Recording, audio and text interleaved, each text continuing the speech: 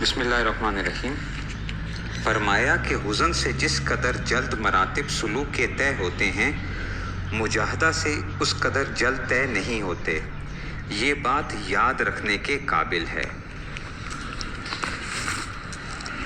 اس ملفوظ میں حضرت تھانوی رحمۃ اللہ علیہ نے یہ بتا دیا کہ جو غم آتے ہیں، پریشانیاں آتی ہیں، اس کے اندر انسان بہت جلدی مراتب طے کرتا ہے۔ انسان کے مرتبے بہت جلدی بلند ہوتے ہیں۔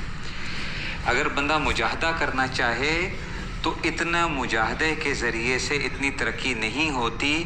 جو غیر اختیاری طور پہ پریشانیاں آ جاتی ہیں، اس سے زیادہ ترقی ہو جاتی ہے۔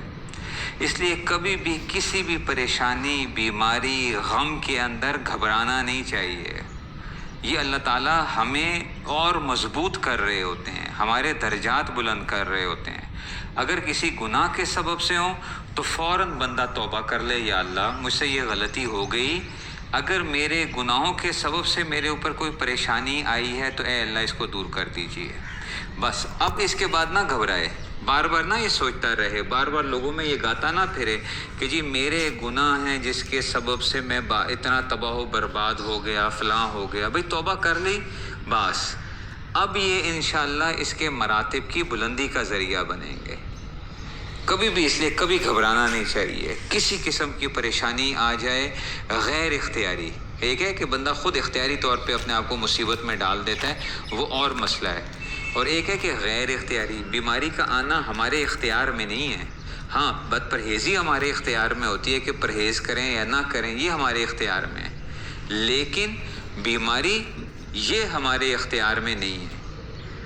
تو اس میں اگر ایسے ہی کوئی غم آ گیا، کوئی اور پریشانی آ گئی غیر اختیاری طور پہ، بس اب سوچتا رہے کہ اللہ تعالیٰ یقیناً اس میں میرے لیے فائدے ہی فائدے ہیں جو مجھے سمجھ میں نہیں آ رہے ہیں، اور اللہ تعالیٰ انسان کو مضبوط کر رہے ہوتے ہیں۔ اس لیے وہ کہتے ہیں نا، بادیے تندے مخالف سے نہ گھبرا اے عقاب، یہ تو چلتی ہے تجھے اونچا اڑانے کے لیے۔ ہوا جتنی مخالف تیز چل رہی ہے، اب عقاب کہے کہ جی اتنی تیز میرے خلاف چل رہی ہے ہوا، تو میں کیسے وہ کروں گا؟ بھائی وہ جتنے پر زور سے مارتا ہے اس کے پر اتنے ہی زیادہ مضبوط ہوتے ہیں، وہ اتنا ہی اونچا اڑتا ہے۔ تو ایسے ہی اللہ تعالیٰ جب ہمیں کسی ایسی پریشانیاں جو غیر اختیاری پریشانیاں ہوتی ہیں اس میں اگر ہمیں مبتلا کر دیں تو اب یہ سمجھیں کہ اب انشاءاللہ ترقی کے درجات شروع ہو گئے آپ کے۔